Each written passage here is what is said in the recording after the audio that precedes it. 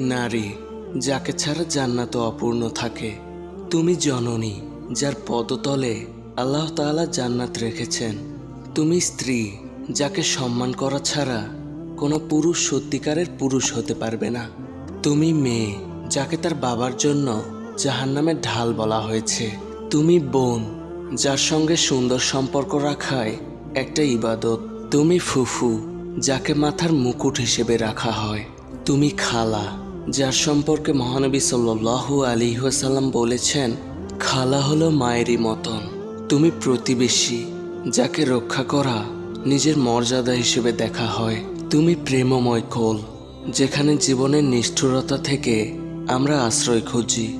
তুমি কাঁধ, কত কোমল, তবুও যার উপর আমরা জীবনের কঠিন ভার অর্পণ করি।